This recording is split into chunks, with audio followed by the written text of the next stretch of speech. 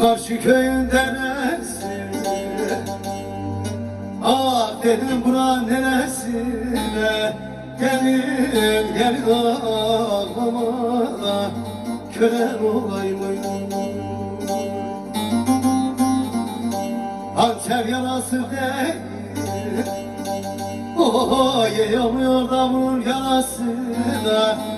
Beni eder ağlama, köle olayım. Hakan sev yarası değil, yanmıyor gönül yarasına. Gelin gelin ağlama, köle olayım.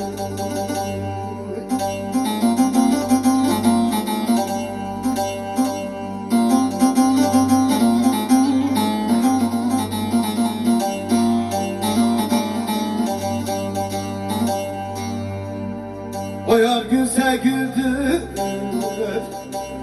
gülse güneşi söndürürler. Gelin gelin ağlama, köle olayım. Ah ikili dınış kesmez, oh bir zahiler öldürürler. Gelin gelin ağlama, köle olayım.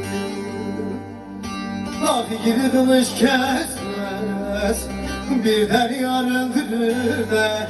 Gelin gelin ağlama, köle olayım. Ha aman ha!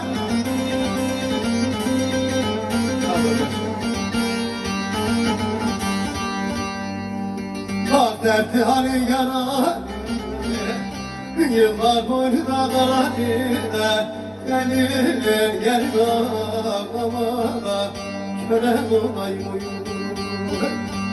Ayna o güldüne ben güldüm, İkimiz de karanlıkta. Gelin gelin ağlama, köle olayım. Ayna o güldüne ben güldüm, İkimiz de karanlıkta. Gelin gelin ağlama, köle olayım.